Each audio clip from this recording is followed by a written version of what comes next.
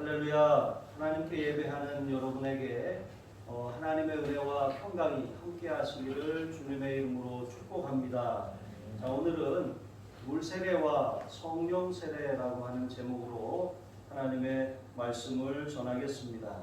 자, 갈라디아와 부르기아, 이제 여기서 윗지방으로 표현되어 있는 갈라디아와 부르기아 지방은 바울이 1차, 2차에 걸쳐서 이제 전도여행을 다녔던 지역입니다. 이곳에 복음이 전파되었고 또 이곳에 교회들이 세워졌습니다. 하지만 여전한 유대인들의 박해와 또 이방인들의 그런 이 핍박으로 인해서 이 교회들은 상당히 연약한 그런 상황에 놓여 있었습니다. 그래서 바울은 2차 전도여행을 마치고 안디옥으로 돌아와서 잠시 쉼을 가졌습니다. 그리고 23절 말씀해 보시면 얼마 있다가 짧은 기간의 휴식을 취하고 3차 전도여행을 또 시작합니다.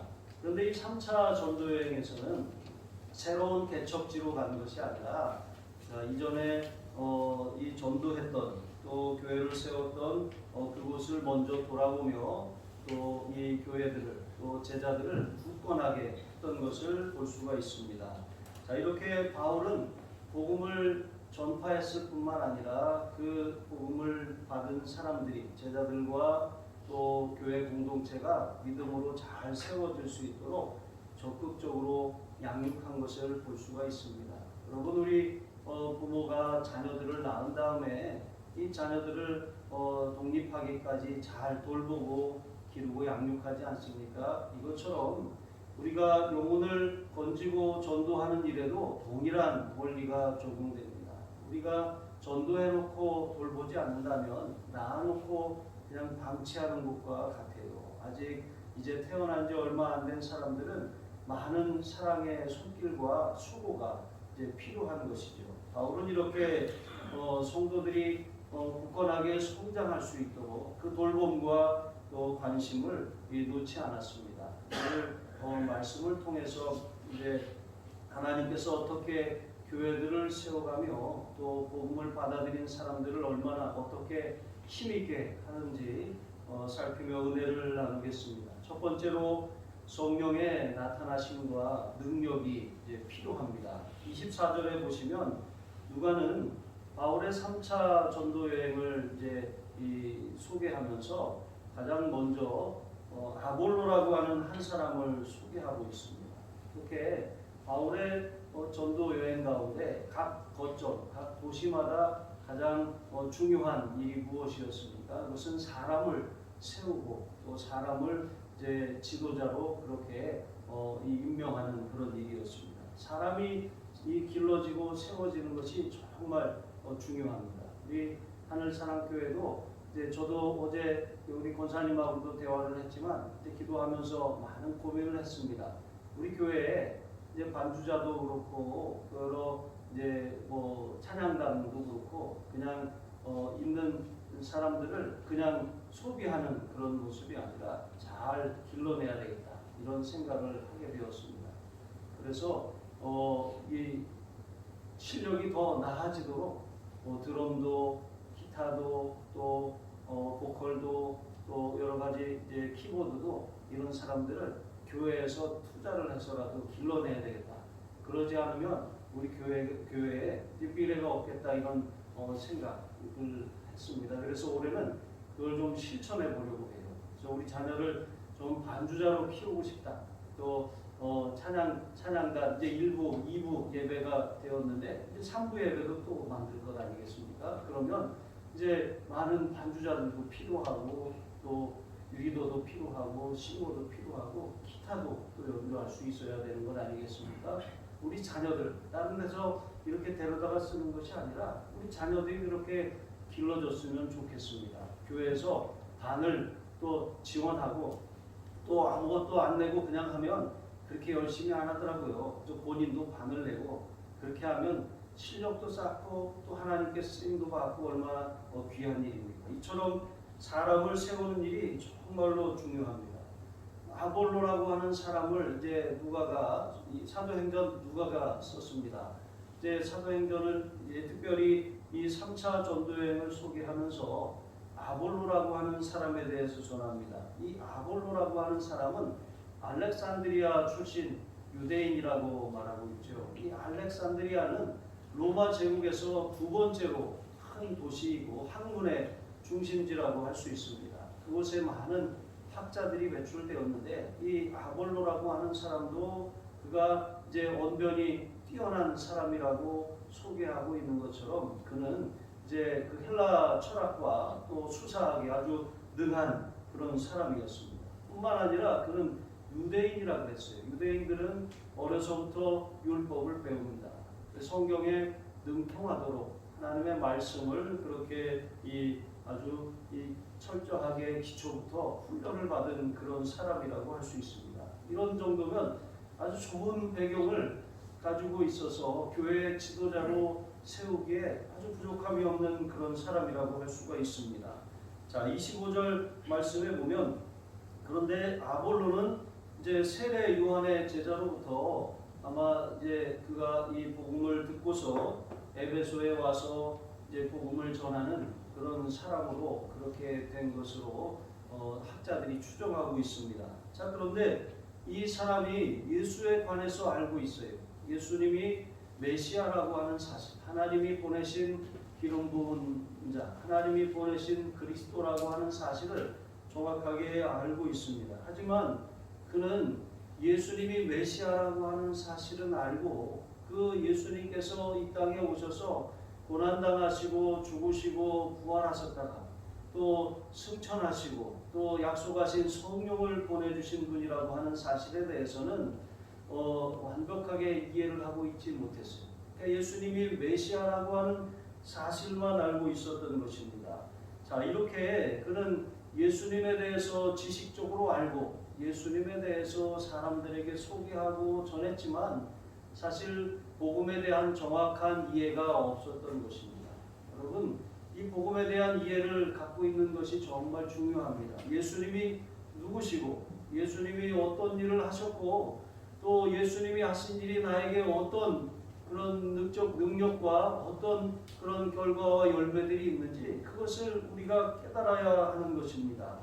그렇지 않으면 정작 지식은 갖고 있지만 그것이 우리를 구원하는 데 이르게 하지 못한다라고 하는 것입니다. 우리는 예수님이 하나님의 보내신 그리스도이실 뿐만 아니라 예수님께서 우리를 위해서 우리의 죄와 저주를 또 사망 권세를 이기시고 담당하시고 또 죽으셨다가 사흘 만에 살아나시고 또 살아나셨을 뿐만 아니라 하늘로 올라가셔서 또 우리를 위해 중보하시며 또 약속하신 성령을 우리에게 보내주신 분이라고 하는 사실을 기억하시기 바랍니다.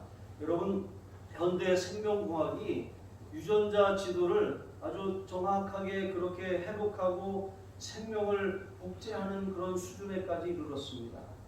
그런데 그 기술이 생명의 신비를 파헤치고 또 어떤 질병의 원인을 찾아내고 제거하는 것, 여러분 그것 아주 엄청난 발전이라고 할 수 있습니다. 그런데 여전히 사람은 죽어요. 조금 연장할 수 있을 뿐인 것이죠. 죽음 자체를 사람의 기술, 인간의 생명공학이 극복할 수는 없는 것입니다. 영원한 삶은 사람이 만들어내는 것이 아니죠.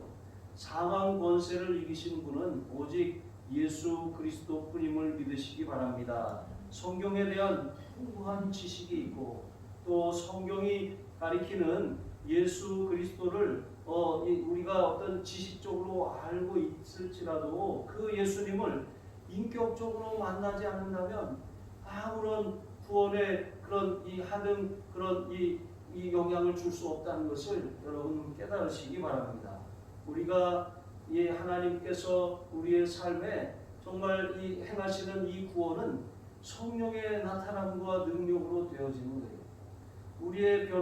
우리의 변화는 물이 변하여 포도주가 되는 것처럼 정말 하나님이 하시는 그런 놀라운 일들이지 우리가 만들어가는 것이 아니다라고 하는 것을 여러분 기억하시기 바랍니다. 두 번째로 그래서 우리는 복음에 대한 분명한 지식이 있어야 한다는 사실입니다. 26절에 보시면 마침 아볼로가 회당에서 이제 사람들에게 말씀을 전하고 있었습니다. 지금 교회 지도자로 그렇게 서 있었던 것이죠. 그렇게 말씀을 전하고 있는데 마침 그 회중 가운데 브리스길라와 아굴라 부부가 있었죠. 그 부부는 성령 체험을 통해서 영적으로 거듭난 사람들이에요. 그러니까 우리가 복음을 듣고서 복음을 믿고 예수님을 영접하면 우리의 삶에 성령께서 우리를 거듭나게 하셔요. 완전히 새로운 사람이 되게 하셔요. 그것을 첫째 부활이라고 하고 영적인 부활이라고 하는 것입니다. 여러분, 이렇게 우리가 거듭난 사람들이, 이 거듭난 사람들은 하나님의 말씀을 들을 때에 저것이 그냥 어떤 지식 차원에 머무르는 것인지 아니면 살아있는 하나님의 말씀인지 그것을 분별할 수 있습니다. 은혜가 안 되는 거예요. 살아있는 말씀이 아니라면 은혜를 받지 못하는 것입니다. 둘 중에 하나예요. 둘 중에 한 사람이 영적으로 거듭나지 못했든지 둘 다 거듭나지 못했든지 전하는 자가 거듭나지 못했든지 듣는 자가 거듭나지 못했든지 이런 상황이라고 하는 것이죠. 아볼로의 설교를 들을 때 브리스길라와 아굴라는 저 사람이 정말 지식이 출중하고 논리적으로 성경을 잘 풀어서 설명하기는 하는데 은혜가 안 되네. 이상하네.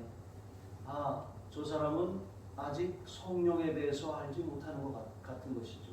그래서 그를 데려다가 하나님의 도를 정확하게 풀어 설명해 주었습니다. 그리스도와 성령에 대해서 그에게 알려주고 이 아볼로의 부족한 지식을 채워주었습니다. 여러분, 성경에 대한 지식이 복음과 결부되지 않으면 그냥 유대인들처럼 이 메시아를 계속해서 기다릴 수밖에 없는 것입니다. 우리가 듣는 말씀을 믿음과 결부시키지 않는다면 그 말씀이 우리 속에서 역사할 수가 없는 것입니다. 그래서 우리가 말씀을 들을 때 아멘하고 그 말씀을 내가 받아들이지 않는다면 그 말씀이 내 속에서 역사하지가 않아요. 변화가 일어날 수가 없습니다. 어떤 열매를 기대할 수가 없는 것이죠. 말씀이 생명이고 영적인 양식이기 때문에 그렇습니다. 영적으로 거듭난 사람만이 영의 양식을 받아 먹을 수가 있는 것입니다. 고린도전서 2장 3절로 5절 말씀에 보시면 사도 바울이 이렇게 말합니다. 내가 너희 가운데 거할 때 약하고 두려워하고 심히 떨었노라.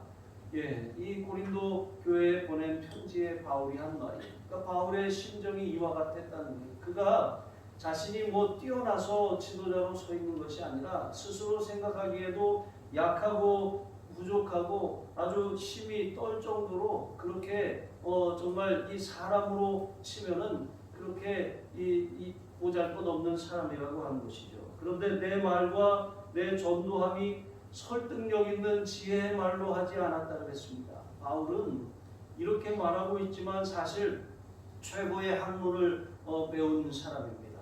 가말리엘이라고 하는 최고의 스승 밑에서 배운 그런 이 훌륭한 제자라고 할 수 있죠.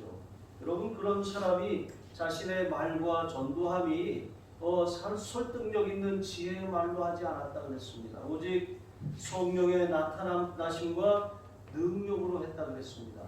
그러면서 뭐라고 합니까? 너희 믿음이 사람의 지혜에 있지 아니하고 다만 하나님의 능력에 있게 하려 하면도라. 여러분, 그렇습니다. 우리가 믿음을 갖는 것이 어떤 지혜로운 어떤 말, 어떤 그 설득력 있는 그런 말로 우리가 구원받는 것이 아니에요. 그런 말들을 들어서 우리가 믿음을 갖게 되는 것이 아닙니다. 하나님의 능력으로 우리가 그 말씀을 믿게 되는 것이고 하나님의 능력, 성령의 역사를 통해서 은혜를 받게 되는 것이고 깨닫게 되는 거예요. 그러니까 성령의 역사가 아니고서는 우리가 하나님의 말씀을 깨달을 수가 없고 은혜를 받을 수가 없다는 거예요. 거듭나는 것이 성령의 역사를 통해 이루어지는 것처럼 은혜 받는 것도 성령 충만해야 은혜를 받는 거예요. 전하는 자가 성령 충만하지 않든지 듣는 자가 성령 충만하지 않든지 여러분, 손바닥도 마주쳐야 소리가 나는 건 아니겠습니까? 스파크가 일어나려면 서로 뜨거워야 돼요. 성령이 충만한 사람들에게 은혜가 흘러가는 줄로 믿습니다. 저를 위해서도 성령 충만하도록 기도해 주시고 또 여러분도 이 성전에 성령이 충만하게 역사하시도록 이 성령의 불쏘시개 역할을 잘 감당하시기 바랍니다. 기도에 불을 붙여야 돼요. 찬송에 불을 붙이고 은혜의 불을 꺼뜨리지 말아야 하는 것입니다. 여러분 어렸을 때 화로 써보시지 않았습니까? 저희 할머니 부엌이 따로 있어서 이제 불을 떼면 할머니 장판은 이제 그 부뚜막 가까이는 항상 시커멓게 타 있었어요. 그럼 쟤를 이렇게 걷어내고 불씨를 갖다가 화로에 담아서 그렇게 가지고 쟤를 살짝 덮어놓고 이제 우리 할머니가 예수님을 잘 믿으셨으면 성경 이야기를 많이 들려주셨을 텐데 왜 이렇게 몽달기신 귀신 얘기를 그렇게 많이 해주셨는지 화장실도 밖에 있는데 그 어린 나이에 무서워서 화장실을 못 갈 정도로 이렇게 밤이 새는 줄도 모르고 고구마도 구워주시고 이제 이 밤도 구워주시면서 그렇게 했었던 기억이 납니다. 이 불씨가 그냥 아침까지 살아있으면 방 안에 온기가 있어요. 그런데 불씨가 꺼지면 아침에 일어나면 추워서 일어나기가 싫은 것 아니겠습니까? 근데 할머니가 중간에 우리 추울까봐 또 불씨를 한번 또 이렇게 갈아가지고 이렇게 하셨던 기억이 있습니다. 여러분 불을 꺼뜨리지 말아야 돼요. 교회 기도의 불이 꺼지면 안 됩니다. 우리 심령에 성령의 불이 꺼지면 안 됩니다. 그 불을 활활 타오르게 하려면 계속 말씀의 장작, 기도의 장작을 계속 집어넣어야 돼요. 안 그러면 잿더미만 남아요. 잿더미만. 그냥 아무런 온기도 느낄 수 없고 잿더미는 다 타버린 그냥 사망의 냄새이고 색깔 아니겠습니까? 그냥 회색이에요. 여러분 회색 그런 그리스도인으로 사실 것이 아닙니다. 불같은 성령을 힘입어서 살아가시기를 주님의 이름으로 축복합니다. 27절 말씀해 보니까 아볼로는 아가야 지방에 고린도 교회에 가서 이제 복음을 전했습니다. 그가 복음을 통해서 많은 사람들, 성도들에게 유익을 안겨주었습니다. 바울은 주로 불신자들을 전도해서 회개시키는 일을 했어요. 아볼로는 이 회개하고 교회로 들어온 사람들을 잘 가르치고 양육했습니다.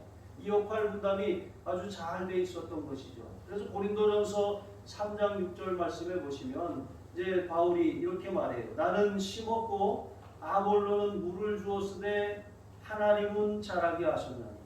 그러니까 바울은 전도해서 교회에다 갖다 데려다 놓으면 아볼로가 복음으로 잘 양육했습니다. 그러면 하나님께서 그들을 쑥쑥 자라나게 하셨다라고 하는 거예요. 여러분 전도하는 사람도 있어야 하고 양육도 이루어져야 합니다. 그런데 그것만 가지고서 사람이 자라나는 게 아니에요. 하나님이 자라나게 하셔야 돼요. 성령의 역사가 있어야죠. 그러려면 여러분 교회가 뜨거워야 돼요. 성령께서 충만하게 역사하시는 그곳에 집어넣으면 그 사람들이 거기서 믿음이 자라고 또 인격이 자라고 삶의 열매들이 나타나게 되는 줄로 믿습니다.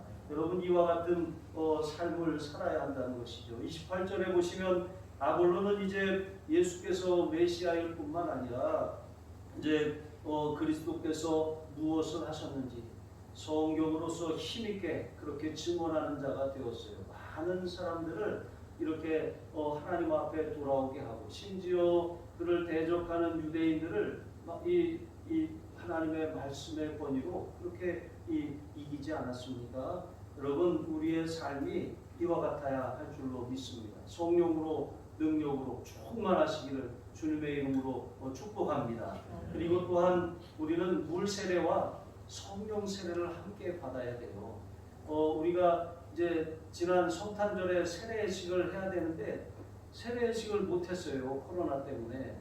그래서 이번 2월 마지막 주일날 11시 반 예배에 신천임원 임명 예배와 함께 세례식을 하려고 해요.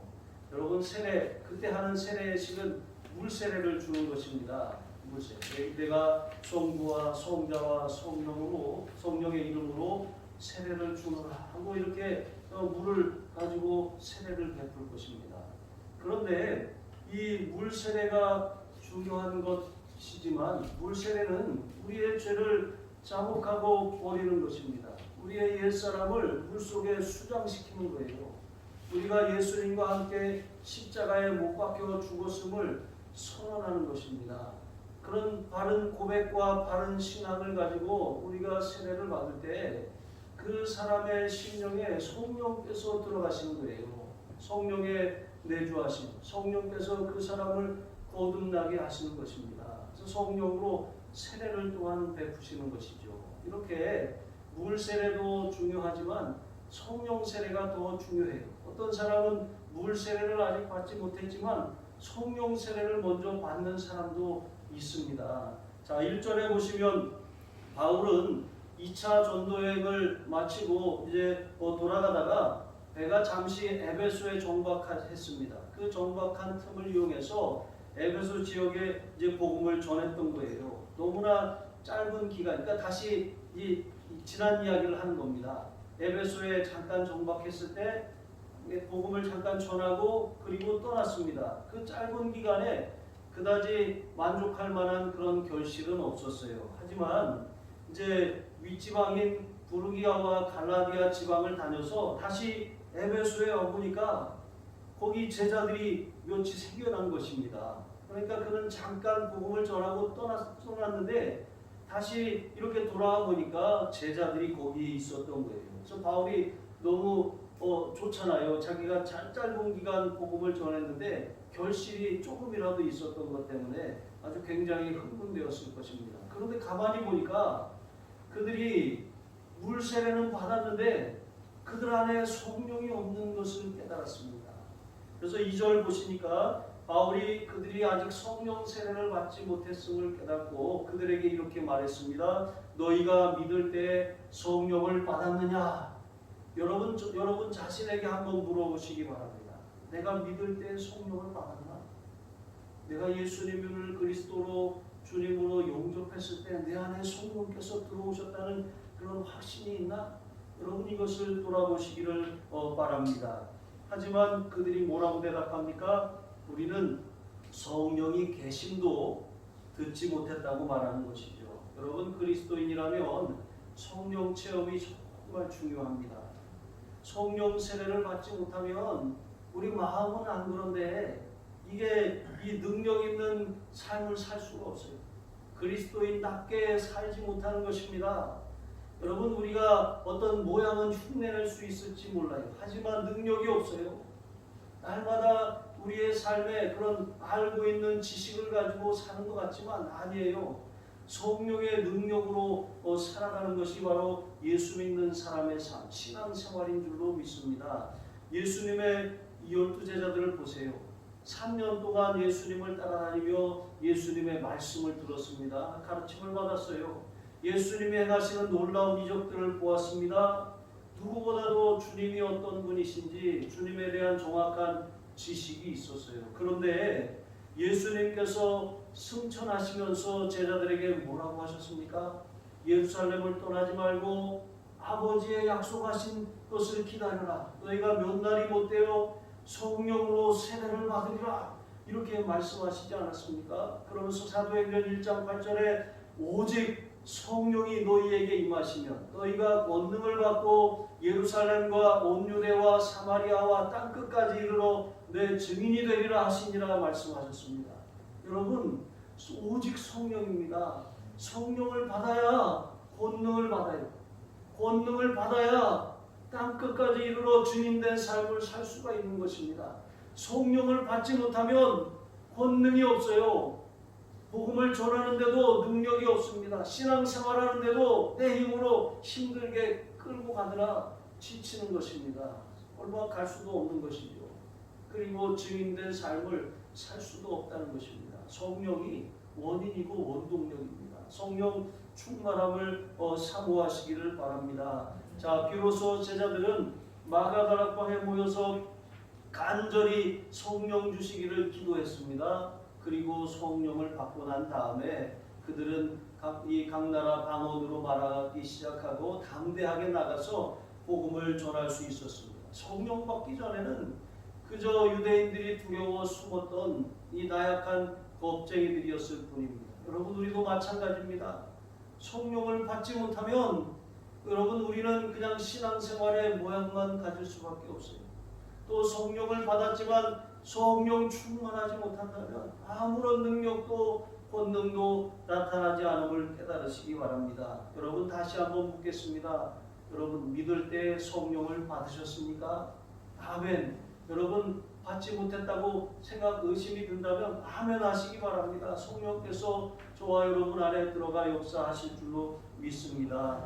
간절한 기도, 정말 성령 주시기를 간절하게 기도할 때 마가다락방에 이 강력한 성령 강림의 역사가 일어났던 것처럼 여러분 날마다 성령 주시기를 또 충만하게 하시기를 기도하시는 저와 여러분이 되시기를 바랍니다. 3절 말씀에 보시면 그들은 성령의 계심도 들어보지 못했고 또 요한의 세례만 알고 있다고 말합니다. 여러분 요한의 세례는 아까 말씀드렸던 물 세례인 것이죠. 여러분 이 물 세례는 우리가 거듭났다라고 하는 예수님을 우리의 구세주와 주님으로 영접했다라고 하는 외적인 표식이에요. 그런데 외적인 표식은 흉내낼 수도 있어요. 실제로 예수님을 우리의 삶의 구세주와 주님으로 영접하지 않고 입술로만 그렇게 주여 주여 할 수 있다라고 하는 것입니다. 그리고 교회는 그런 사람들에게 물 세례를 줄 수도 있어요. 하지만 실상은 어떻습니까? 그가 성령 세례를 받지 못했다면 거듭난 것이 아닙니다. 그냥 거듭난 척 하는 것이죠. 여러분 이 성령 세례 이 반드시 받아야 하는 것을 여러분 기억하시고 이 40일 말씀 양육이라고 하는 것도 있어요. 보면은 이제 그게 이 40일 동안 목표가 뭐냐면 1시간 기도하는 사람을 만드는 거예요. 근데 어떻게 1시간 기도하냐? 방언해야 기도한다는 거죠. 방언을 받고 1시간 하루에 기도할 수 있는 그런 사람이 되자는 운동이죠.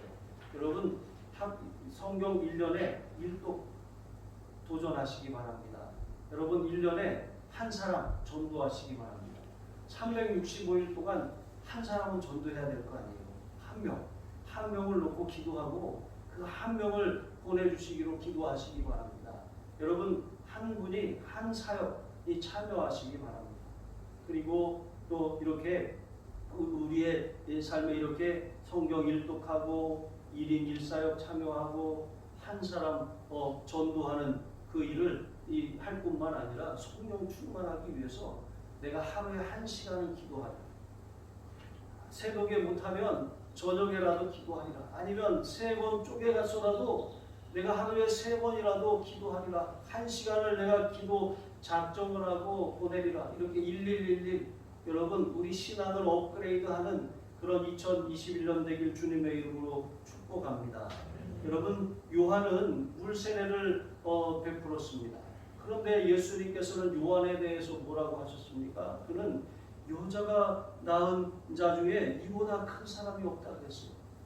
그는 성경이 말하기를 엘리야의 신령과 능력으로 온 사람이라 그랬습니다. 예수님께서 이 요한에 대해서 하나님이 약속하신 엘리야라고 또한 말씀하셨습니다.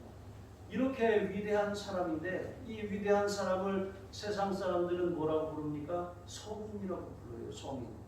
그런데 안타까운 것은 세상의 많은 사람들이 예수님을 세계 4대 성인의 하나로 보지 않습니까?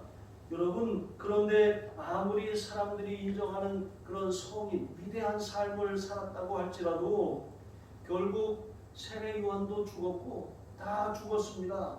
그런데 예수님은 아무 죄가 없으신데 자신의 죄 때문에 죽은 것이 아니라 우리의 죄를 짊어지시고 우리를 대신해서 죽으셨습니다. 죽으셨을 뿐만 아니라 사흘 만에 다시 살아나셨어요. 그래서 하나님 우편에 앉아 계십니다.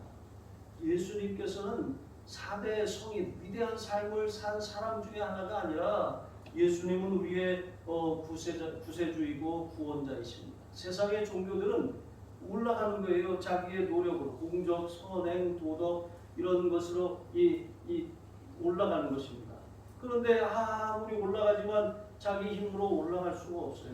올라갈 수 없으니까 이제 이번 생에 못 올라가면 다음 생에 올라가고 다음 생에 뭐 이렇게 하면서 돌고 그렇게 말하잖아요. 이게 결국 윤회한다라고 하는 게 무엇입니까? 결국 못 올라간다라고 하는 것을 애들로 표현한 것 아니겠습니까? 사람의 힘으로 신의 경지에 도달할 수가 없어요. 그냥 죽을 뿐입니다. 그런데 기독교는 다른 종교와 다르게 신이 인간의 몸을 입고 내려오신 것입니다. 사람의 모양으로 나타나셔서 사람 대신 사람의 죄를 짊어지시고 죽으신 거예요. 죽으셨을 뿐만 아니라 살아나셔서 하늘 보좌 우편에 앉아 계십니다. 약속하신 성령을 보내주셔서 예수님을 주와 그리스도로 영접하는 사람들의 삶 속에 그 마음에 들어오셔요. 동행하시는 것입니다.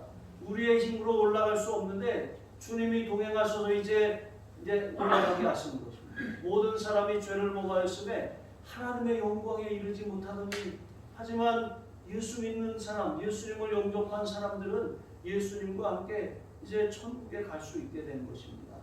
여러분, 이것이 세상 종교와 기독교의 차이인 것이죠. 예수님은 우리가 이 당해야 될 사망 권세, 둘째 사망의 이 불못의 그런 형벌을 면하게 해주셨습니다. 그래서 우리가 예수님을 믿는 것이 그래서 중요하다라고 하는 사실이죠. 예수님은 우리에게 천국 영생을 선물로 주셨고 우리를 천국까지 인도해 가시는 분이십니다. 4대 성인의 하나가 아니시죠. 구원자이고 구세주이심을 믿으시기 바랍니다. 자, 성령 세례는 이제 표징이 있어요. 성령 세례를 받았는지 받지 않았는지 뭔가 이렇게 이 나타남이 있어야 되지 않겠습니까? 5절에 보시면 바울이 복음에 대해서 가르쳤습니다. 바울이 전하는 그 말씀을 들을 때 듣고 나서 그들이 예수 그리스도의 이름으로 세례를 받았습니다. 세례를 받고 바울이 이렇게 안수하는데 성령이 그들에게 임하셔서 그들이 방언을 하고 또 예언을 하기 시작했습니다. 이렇게 성령 세례를 받으면 표징이 나타나요. 방언도 하고 예언도 할 수 있습니다. 그런데 이 방언과 예언만이 성령 세례의 표징은 아니에요. 어떤 사람들은 방언을 못하면 성령을 못 받은 거다 이렇게 말하는 사람도 있어요. 그렇지 않습니다. 성령이 그렇게 제한적인 분이 아닙니다. 성령께서는 우리 각 사람의 삶에 우리가 이 성령 세례를 받았다라고 하는 그런 여러 가지 표징들을 주셔요. 또 내적으로도 주십니다. 성령의 9가지 열매가 그것이죠. 갈라디아서 5장 24절 25절에 보시면 오직 성령의 열매에 대해서 말씀하시죠. 사랑과 희락과 화평과 오래 참음과 자비와 양선과 충성과 온유와 절제. 여러분, 이러한 성령의 열매들은 이 겉으로 잘 나타나지 않을 수가 있어요. 어떻게 보면 성품과 인격적인 분위기, 그런 부분이기 때문에 그것을 자세히 살피지 않는다면 잘 모를 수 있어요. 하지만 자세히 보면 자신도 알고 주변 사람들도 알아요. 저 사람이 성령을 받은 사람인지 그렇지 않은 사람인지 금방 드러난다라고 하는 것이죠. 자, 7절에 보니까 그들 모두가 이제 12사람입니다. 12명의 사람들이 성령 세례를 받았어요. 이 요한의 세례를 받을 때 이제 성령께서 그들에게 임하신 것입니다. 여러분, 이렇게 우리가 물 세례 받아요. 이제 세례 교육을 제가 따로 안 하려고 해요. 그래서 계속 세례에 대해서도 지난번에도 말씀을 드렸던 것처럼 이 물 세례를 행하는 것은 이 공적인 교회의 그런 의식입니다. 이것을 통해서 이 사람이 예수님을 주와 그리스도로 영접하고 또 이 그리스도인이 되었다라고 하는 것을 공표하고 선언하는 것입니다. 하지만 이것으로 우리가 구원받은 것이 아니라 이런 이 이면에는 하나님의 성령의 역사가 있다라고 하는 것을 우리가 깨달아야 한다는 것이죠. 성령께서 사람을 거듭나게 하시고 새 생명을 우리에게 주시는 것입니다. 그래서 우리가 한번 예수님을 영접하면 두 번째로 태어나는 거예요. 영적으로 태어나는 것입니다. 이것이 첫째 부활이라고 하고 영적인 거듭남을 의미하는 것이죠. 자, 이렇게 우리가 구원받은 이 사건, 이것은 성령 세례를 통해서 주어진다. 이것을 기억하시기 바랍니다.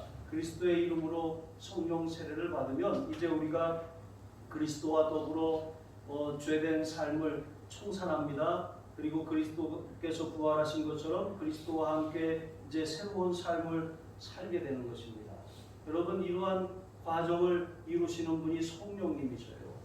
또 뿐만 아니라 우리로 하여금 계속해서 성령의 충만함을 사모하게 기도의 자리로 이끄시고 하나님의 말씀에 대한 갈증을 느끼게 하여 주시고 이렇게 해서 계속해서 성령의 불이 활활 우리의 심령에 또 교회에 타오르도록 우리를 인도하시는 분이 바로 성령님이십니다. 여러분 이러한 놀라운 역사 정말 우리 삶에 능력 있는 그리스도인으로서 승리하며 살아가기 위해서 성령 충만함을 사모하시고 아까 말씀을 드렸던 것처럼 1인 1사역 성령 1분 한 명 전도 1시간 기도한다 이런 마음을 가지고 올해 신앙이 업그레이드 하시고 정말 성령 충만하여서 여러분의 심령과 가정이 부흥하고 성장하며 또 우리 교회가 놀랍게 성장하는 2021년 되시기를 주님의 이름으로 축복합니다. 기도하시겠습니다. 하나님 아버지